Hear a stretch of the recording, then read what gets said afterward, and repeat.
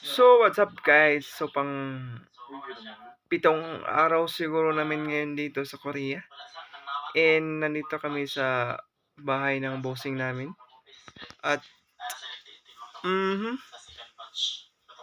yung bossing namin guys is sige, inom brigid. So, parati siyang nalasing and wala pa kaming ganun talaga katinding trabaho dito. Parati lang kami nakahiga dito guys. Nakain at kung ano pa yung mga bagay na ganun. Oops.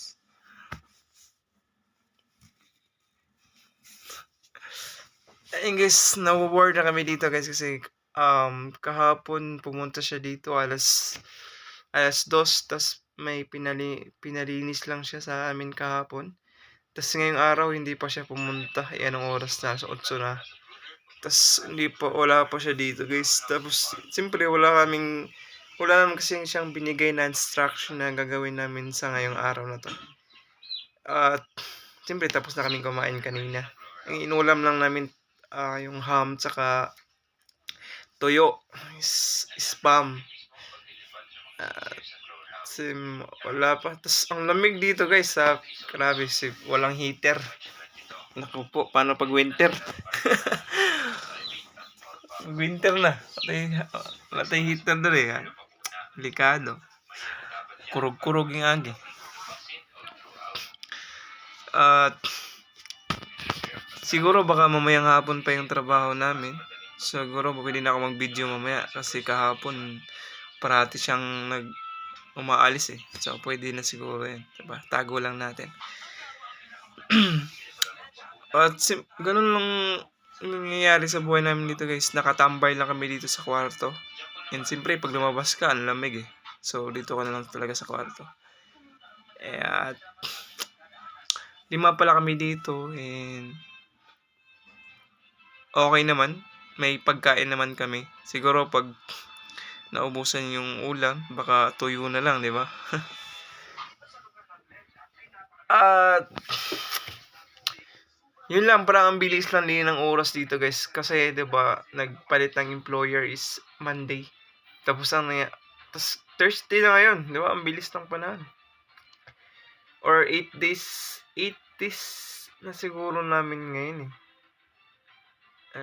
8 days. 8 days na nga, 'di ba? Wala pa ring nangyayaring maganda.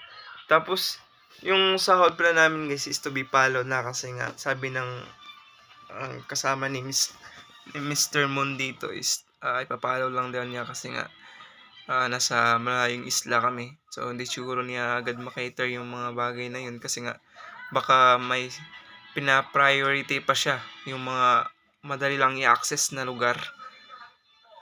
Kasi marami din naman nakasama namin na wala pang sahod nung mga araw na parang hiniram lang kami ng mga employer namin.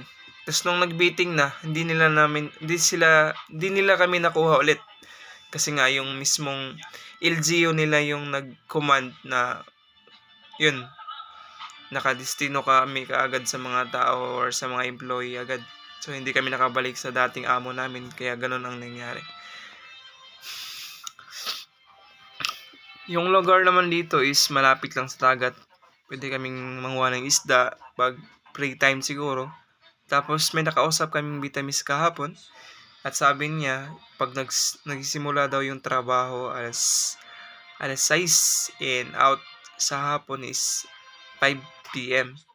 So, nandito pa kami sa land, hindi pa kami nagsiset up para sa dagat. So, parang naglilinis pa lang kami guys. Kasi nga parang natambay yung bossing namin eh.